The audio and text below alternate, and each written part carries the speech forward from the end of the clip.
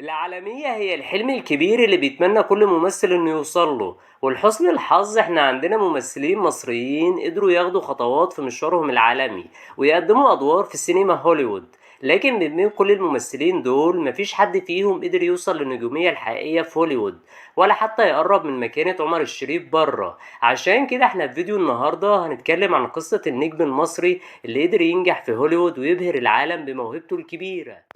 اسمه الحقيقي ميشيل ديمتري، اتولد في الاسكندرية سنة 1932، وكان أبوه بيشتغل في الخشب وكان نفسه ابنه يشتغل معاه، لكن عمر كان رايح في سكة تانية خالص غير اللي أبوه كان راسمها له. ميشيل من صغره هو كان عنده شغف كبير بفن التمثيل، وده ابتدى يظهر معاه أكتر في مسرح المدرسة، ومع الوقت زادت موهبته وكبر جواه حلم التمثيل اللي كمل معاه لحد مسرح كلية فيكتوريا في الاسكندرية.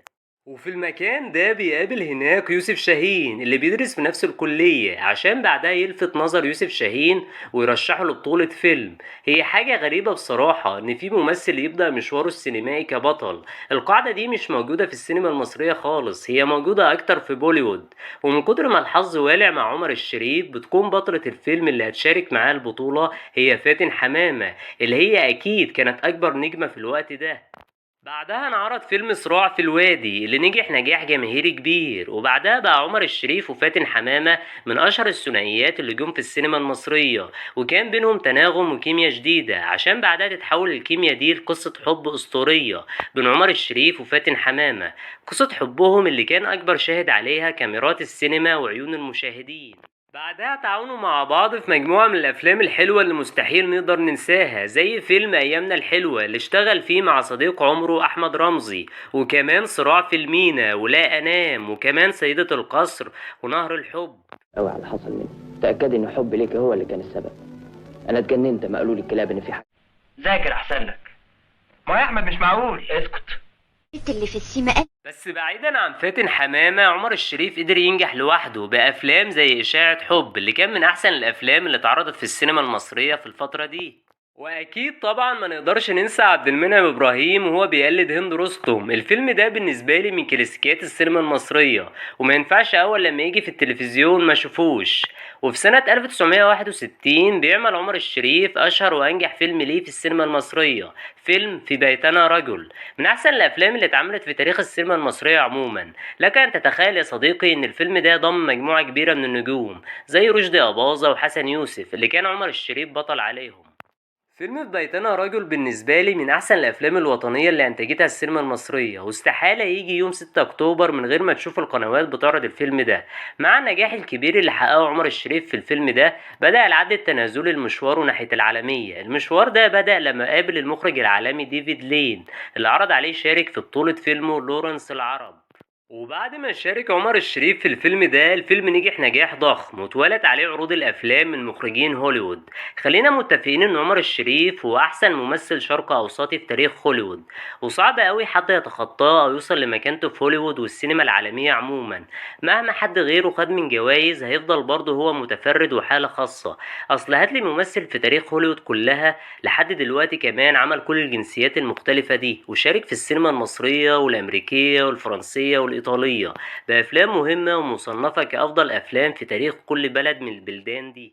حاليا مفيش ممثل في العالم يقدر يعمل دور أمريكي، والفيلم اللي بعده أسباني واللي بعده مكسيكي واللي بعده روسي واللي بعده تركي، وكمان بيليق في كل الجنسيات. من الحاجات اللي ميزت عمر الشريف كممثل وسامته طبعا. Tu es assis? Oui. Alors écoute bien. Ça y est, c'est Must proceed nonetheless. There's too much at stake. Here, kind sir.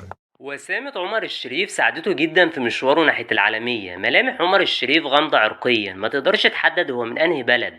على الناحية التانية بنشوف اغلب ممثلين الوطن العربي في امريكا بيعملوا مشاهد صغيرة وادوار عربية، لكن عمر الشريف كان سوبر ستار في هوليوود والافلام بتتباع باسمه، وكمان بيجيب ملايين الايرادات، وايوه كمان كان اعلى اجر في العالم في اواخر الستينات.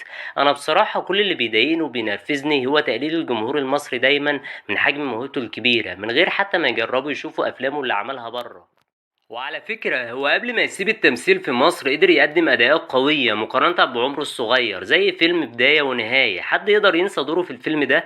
بالرغم من النجاح الكبير اللي حققه عمر الشريف بره إلا إنه كان من جواه ندمان على العالمية وشايف إنها خدت حاجات كتير من حياته. من ضمن الحاجات دي حب عمره فاتن حمامة اللي حياته الزوجية معاها ما كانتش مستقرة خالص. بالرغم إن عمر الشريف حقق حلمه الكبير بالعالمية لكنه ما قدرش يحقق حلمه الصغير والبسيط بتكوين أسرة وإنجاب عيال كتير، لكنه معرفش يحقق كل ده بسبب تركيزه في العالمية. واكتفى عمر الشريف بابن واحد بس من فاتن حمامة سماه طارق عمر الشريف.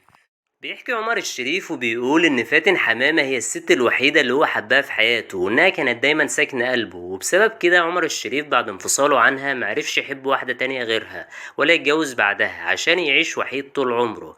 قصة عمر الشريف والعالمية على قد ما هي قصة دسمة وحلوة ومليانة تفاصيل إلا إنها برضو فيها دروس مستفادة كتير.